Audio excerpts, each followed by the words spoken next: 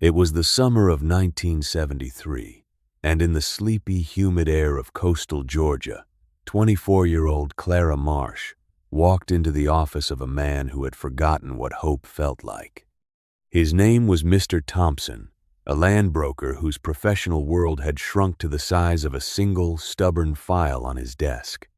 The file represented 118 acres of what everyone in the county agreed was God's own mistake.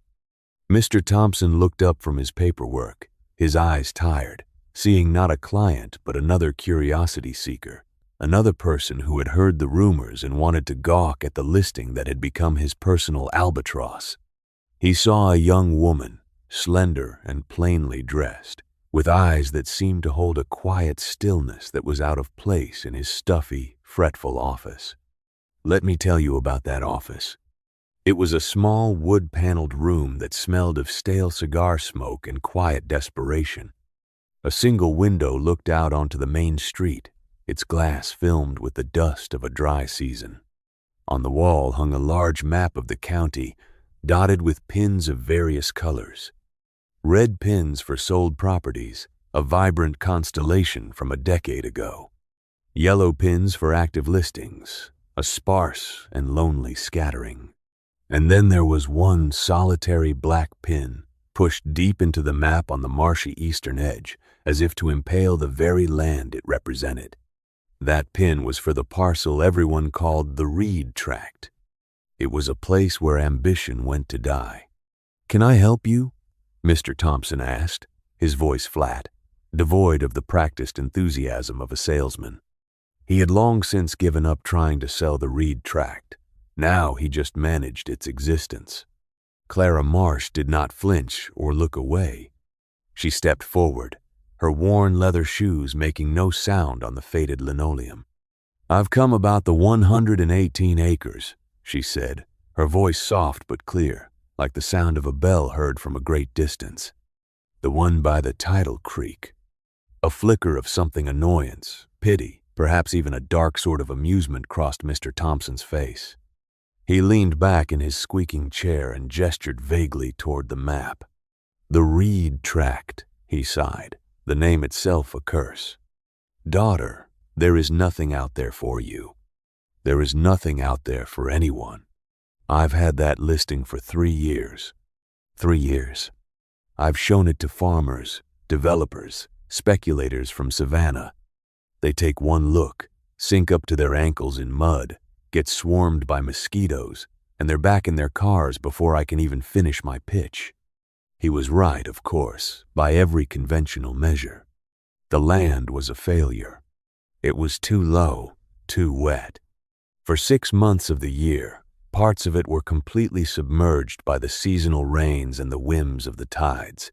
What wasn't underwater was choked with a dense, towering forest of Phragmites reeds, so thick and tall they could swallow a man whole. The soil was a dark, peaty muck that smelled of salt and decay. You couldn't plow it. You couldn't build on it without sinking a fortune into pilings. The county extension agent had taken one soil sample and laughed. "You'd have better luck farming the moon," he'd told Thompson. The broker had tried to market it as a hunting property, but the reeds were too dense for sight lines and the ground too treacherous for duck blinds. It was, in the parlance of the trade, undevelopable, unfarmable, and unsellable. It was 118 acres of pure, liquid liability. Now, let me explain something about Clara. She was not a fool, and she was not naive. She had been born and raised in this humid, complicated landscape.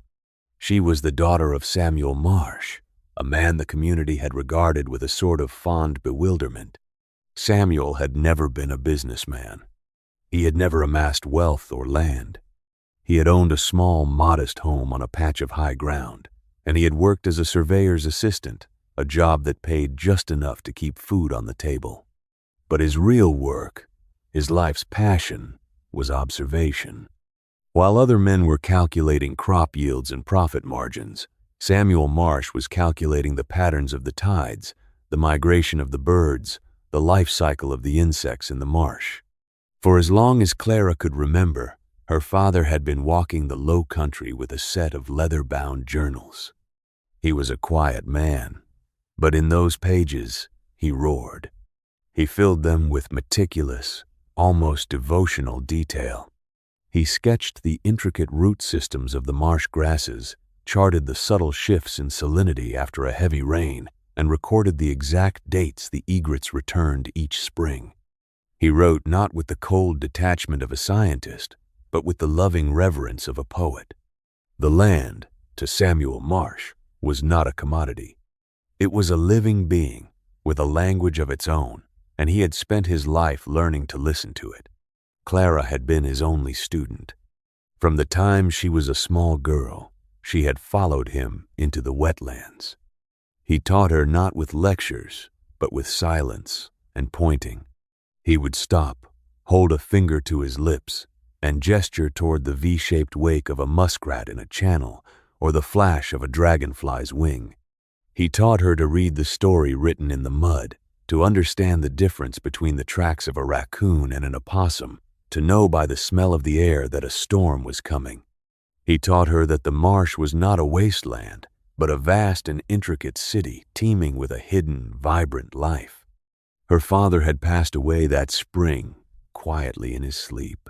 He left her the house, a few $1,000s in a savings account, and his most precious possession, the journals. All 12 of them. They were her inheritance, a legacy not of money, but of knowledge. In the lonely weeks that followed his death, Clara did not weep. Instead, she read. She sat at the simple wooden table in their small kitchen and devoured her father's life's work.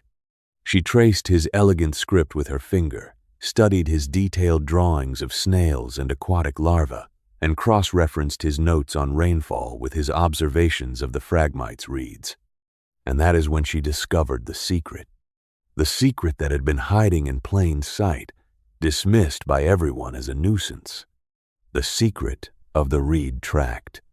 Let me stop and ask you something. Have you ever wagered everything on an idea no one else believed in?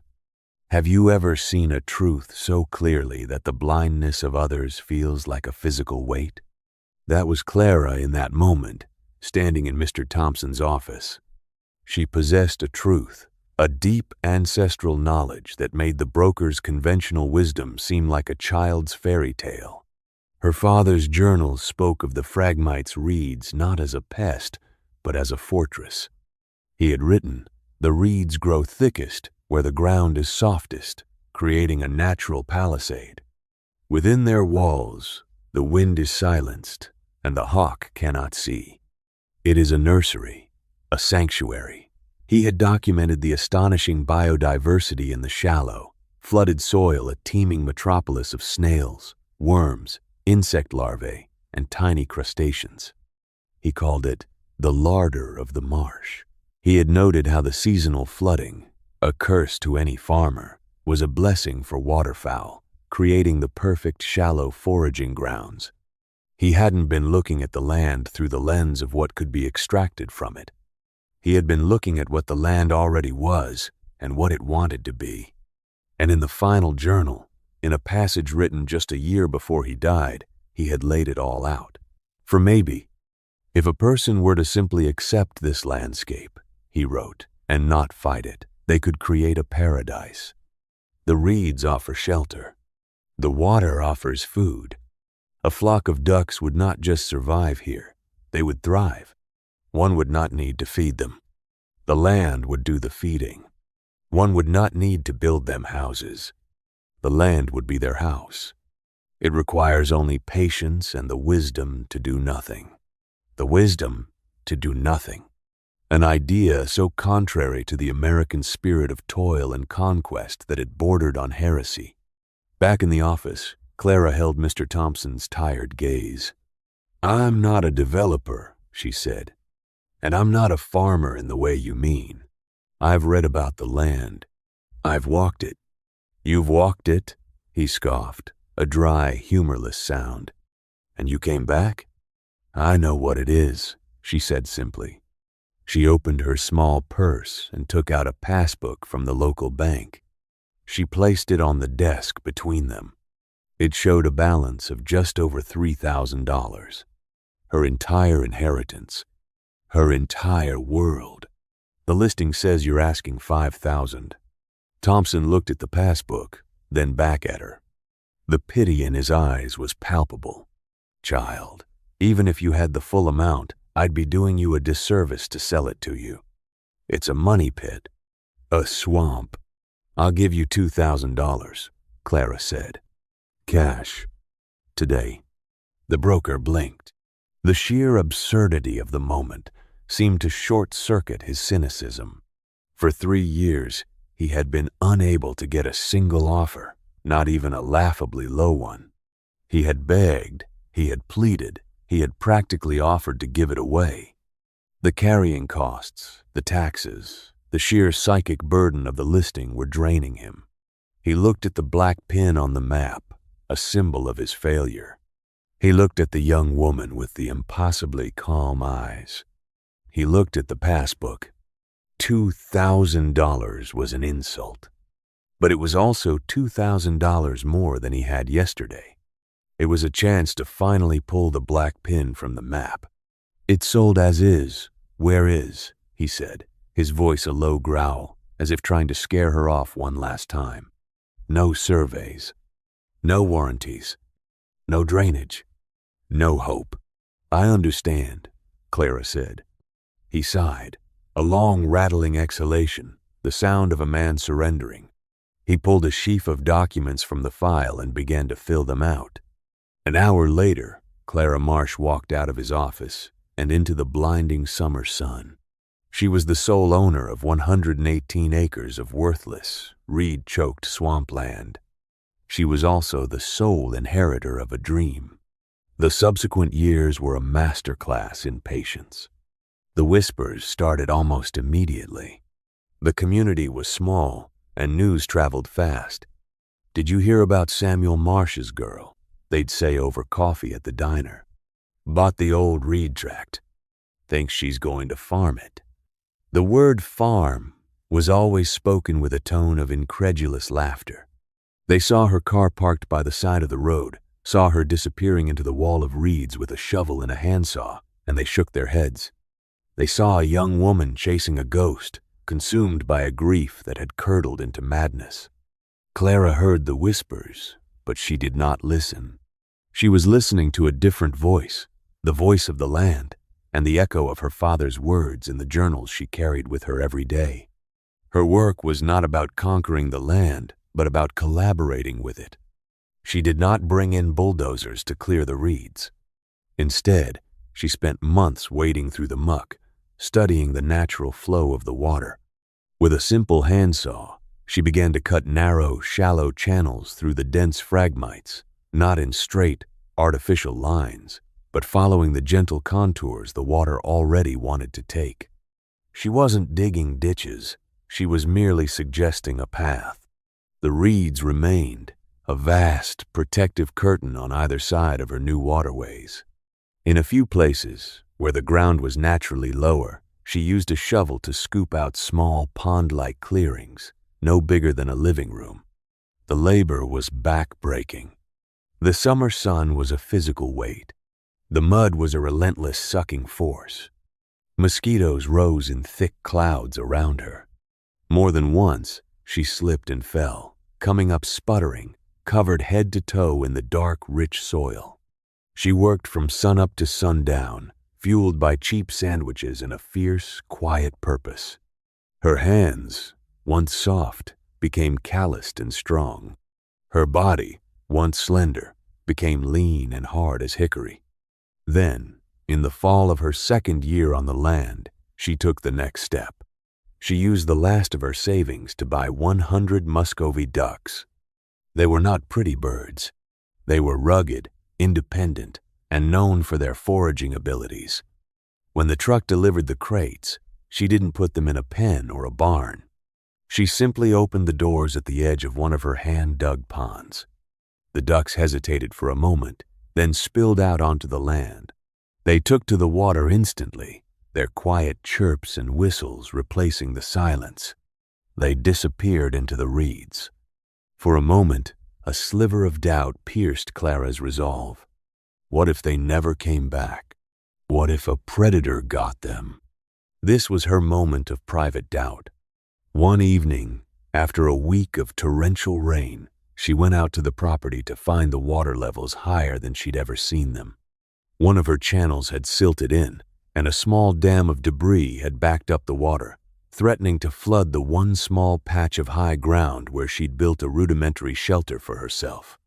She was soaked, exhausted, and felt a crushing loneliness. The whispers of the townspeople echoed in her head. They were right. She was a fool. A girl playing in the mud, trying to build a castle out of a swamp. She sat on a wet log, the rain plastering her hair to her face, and she cried. That night, she went home and opened her father's journal, her hands shaking. She turned to a page at random. The entry was dated 20 years earlier. A storm reveals the land's true character, her father had written. It shows you where the water wants to go, where the soil is weak, where the foundations are strong. Do not curse the storm. Learn from it. The water is not your enemy. It is your greatest teacher. The words were a balm, a reaffirmation. The next morning, she was back at the tract, not with a sense of defeat, but with a renewed sense of purpose. She cleared the debris, redug the channel slightly deeper, and watched as the water began to flow freely again. She had learned from the storm. The ducks, it turned out, did not need her. The land provided everything. The reeds that the experts had called a worthless pest became their fortress, sheltering them from hawks and owls. The flooded soil, which the farmers had scorned, was a 24-hour buffet of snails, slugs, and wriggling larvae. The ducks were fatter, healthier, and more vibrant than any penned-in bird could ever be.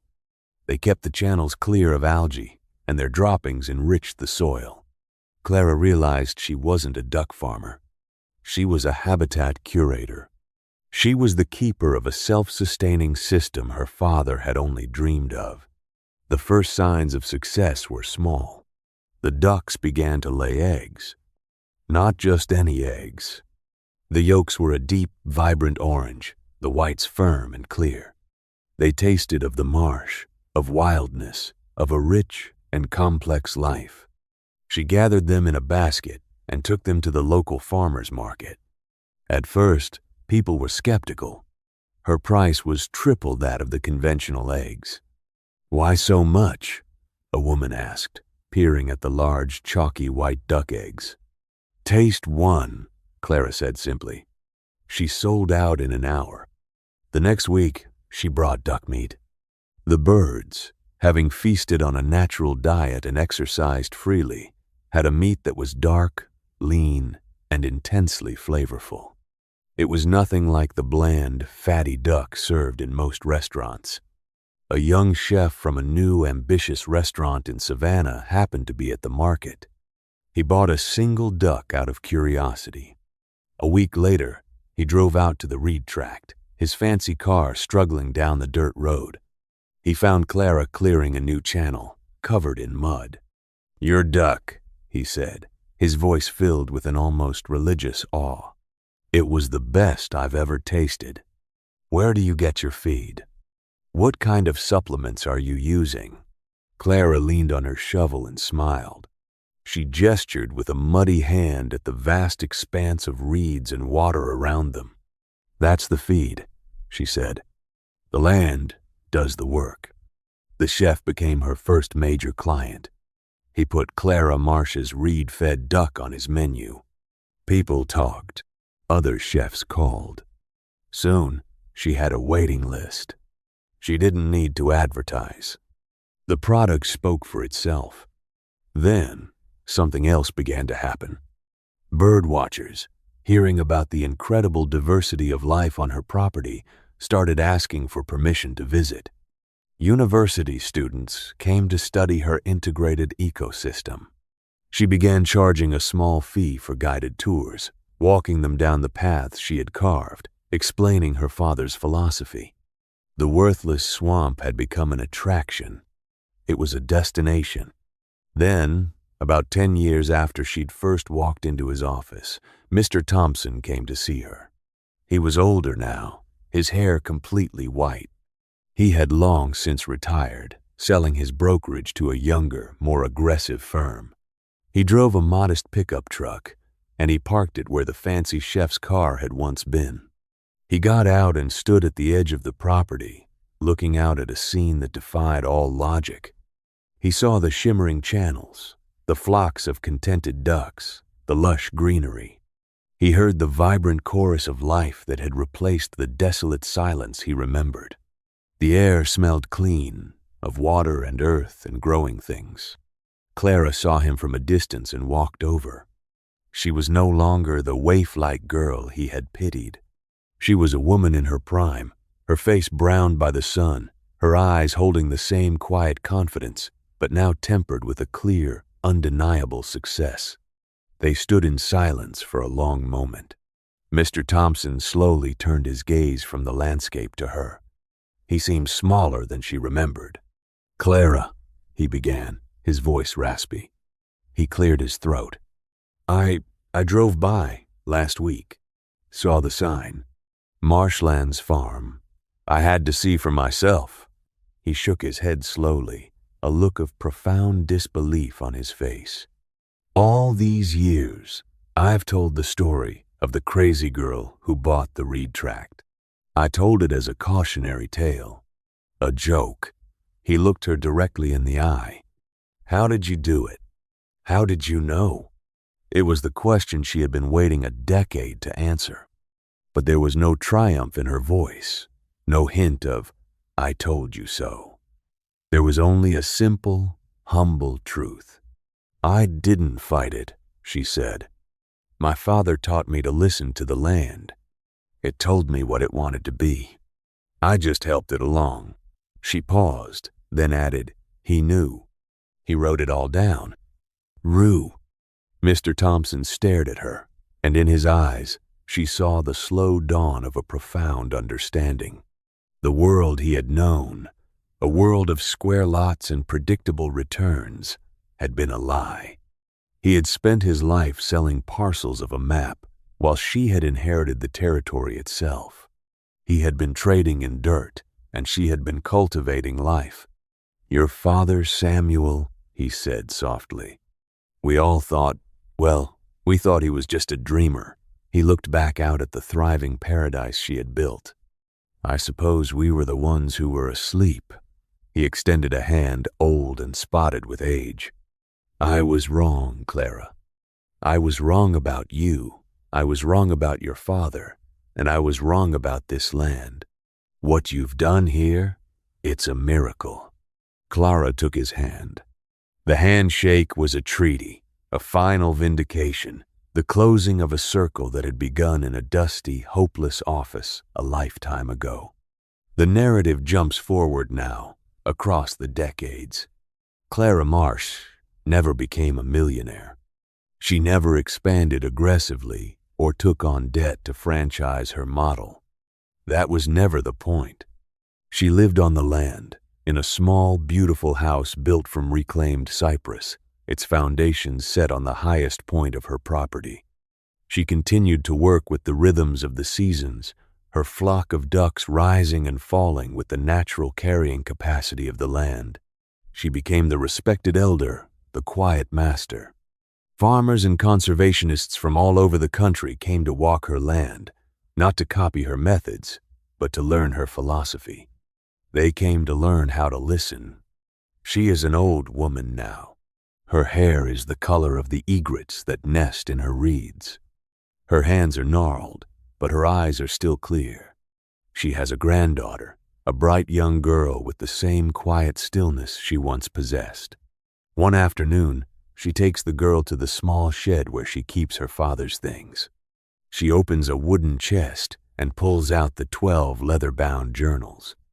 The paper is brittle, the ink faded, but the wisdom is timeless. She places the first journal in her granddaughter's hands.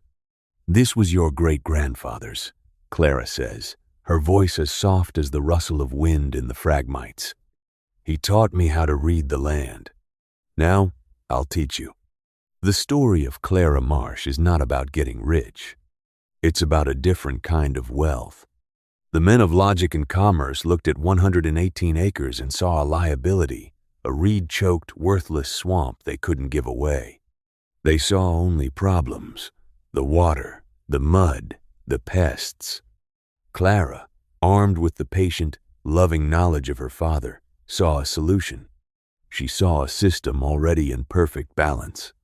They wanted to impose their will upon the land, to bend it and break it for a quick profit. She chose to listen to it, to partner with it, to accept the gifts it was already offering.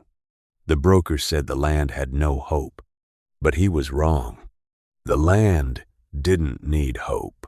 It had a plan, and all it needed was for one person, just one, to be quiet enough to hear it.